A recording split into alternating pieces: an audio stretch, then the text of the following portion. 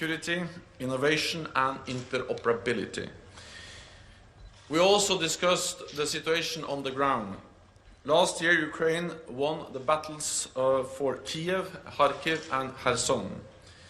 This year, they continue to inflict heavy losses on Russia. Ukraine has recaptured 50% of the territory that Russia originally seized. In the Black Sea, the Ukrainians have pushed back the Russian fleet and established routes for grain exports, bolstering global food security. Most importantly, Ukraine has prevailed as a sovereign, independent, democratic nation.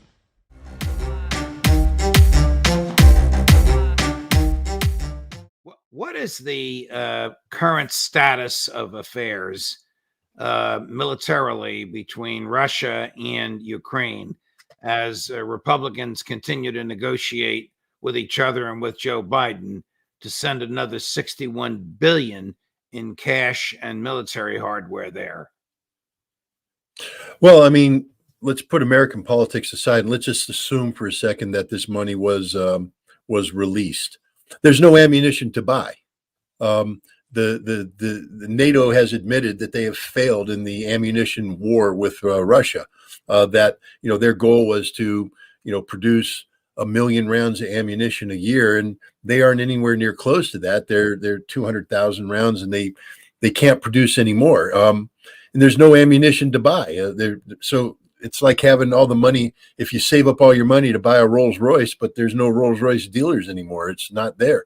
So this is the reality. There's no tanks left to give them. They're doing pathetic things like going to Greece and getting Greece to send to Ukraine their old, retired, mothballed Russian military equipment. The Russians will receive it. It won't work. You can't maintain it. It's not ready for operation. It'll go to the field and it'll be destroyed.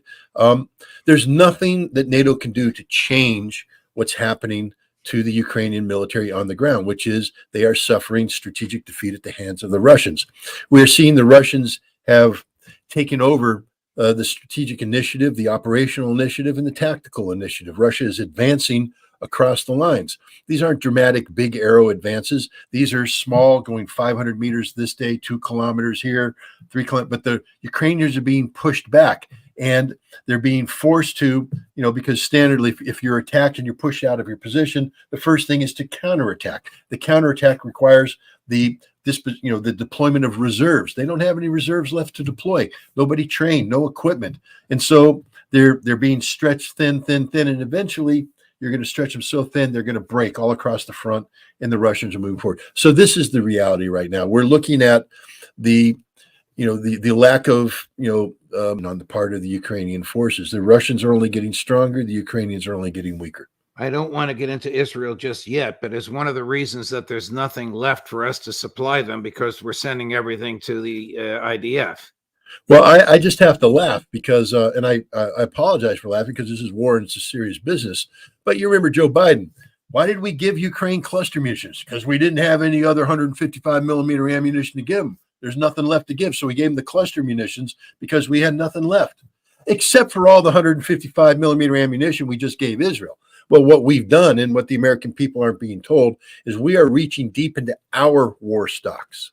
The reason why we cut off the Ukrainians because we didn't want to reach into our war stocks, but we're now giving the Israelis our material. So if we ever have to have that big shooting war that nobody wants, but Lindsey Graham and everybody else is articulating in favor of, we won't have any ammunition for that because we're giving it to the Israelis. It's amazing how when it's Israel, we suddenly find things. We bend the rules. Hell, Biden stopped even going to Congress, even though he's constitutionally required to go to Congress. He just said, screw it. And Congress said, go for it, dude. We don't care because it's Israel. Special set of rules, special set of circumstances. I mean, I don't like the Ukrainian government, but in a way, I feel sort of sorry for them because they're sitting there going, hey, you got us into this mess. We lost 500,000 guys. Our army's getting slaughtered. And you say there's nothing left to give, but you're giving it away to the Israelis. Why don't you send some of that our way? That's not how the game works.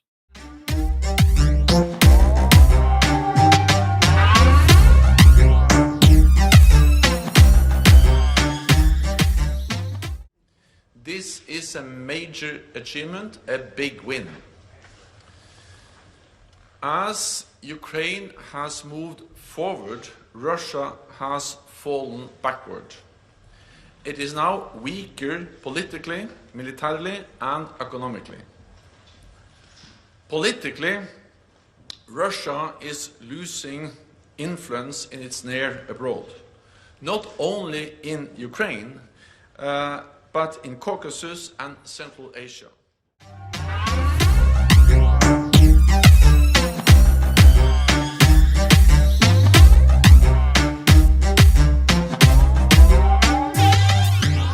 Is there some saber rattling or animosity going on between NATO and Russia as we speak?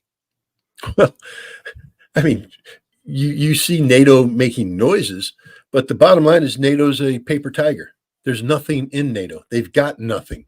Listen to the words. You had the head of their military, of NATO's military, I guess, committee, Admiral Bauer, say, NATO has to prepare for war with Russia in 20 years. Well, good God, you have that kind of crystal ball, pal? You have other people saying if Ukraine is defeated, Russia will then attack NATO, and we have to be prepared for war. It's just stupid. Ukraine will be defeated. They are being defeated, but then Russia's not going on to attack Poland.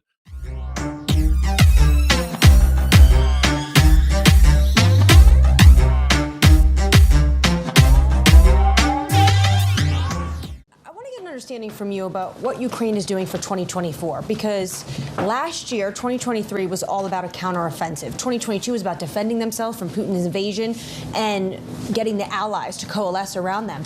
What is the plan for 2024? Because this is what the Americans want to know. The plan is to demonstrate for President Putin that he will not win on the battlefield. And the way to do that is for NATO allies to continue to provide unprecedented military support to Ukraine. The United States is, of course, key, but the good thing is that this is really burden sharing among NATO allies. European allies, Canada, are also providing substantial support to Ukraine.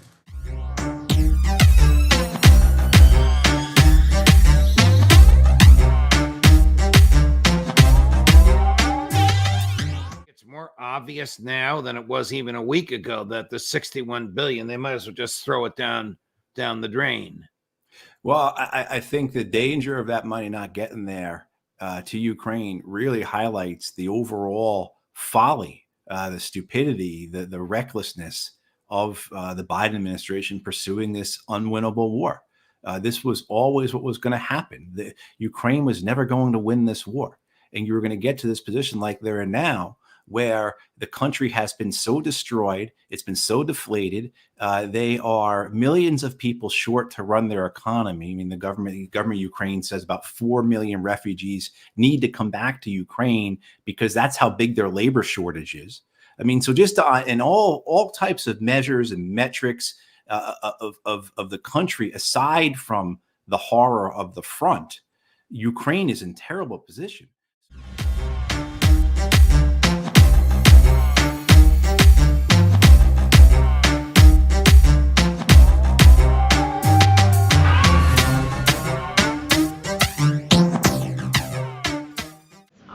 Under Article 2, does that mean that he's planning to bypass Congress in any matter of war in terms of this response?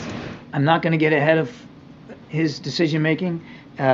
He has the authority under Article 2 as Commander-in-Chief, and as we have in the past, so we will in the future appropriately inform leaders in Congress about what we're doing in keeping with that authority. Okay, so I just want to follow up because the president was sent a letter on Friday from a bipartisan group of lawmakers, and he had been accused of unauthorized strikes against the Houthis by bypassing Congress. They said no president, regardless of political party, has the constitutional authority to bypass Congress on matters of war. Do you think that that would apply here, given this escalation? We're not at war with the Houthis. We're not looking for a war with Iran. The president is comfortable that he has the appropriate legal authorities to act in self-defense of our ships, our sailors, our troops, and our facilities at sea or shore. Right. Isn't it time to involve the American people? I mean, given the fact that the American people were not happy about, all I suspect the polling- American people are not happy about attacks on commercial shipping in the Red Sea. I also suspect they're not happy about seeing American troops killed at a base in Jordan. The president has the authority to defend those troops in those facilities, and he'll do that. He's weighing all of his options. This is an election year. Is the president looking at his polling when he's weighing all of these options? Is the president looking at Man, what? my goodness. That's a heck of a question. He's not looking, ma'am, Is the- let me just stop you right there. Let me finish my question. Commander-in-Chief is not looking at polling or considering the electoral calendar when he's defending. How they feel about the war on Gaza? Oh, now, can I answer the question? He's not looking at political calculations or the polling or the electoral calendar as he works to protect our troops ashore and our ships at sea. And any suggestion to the contrary is offensive.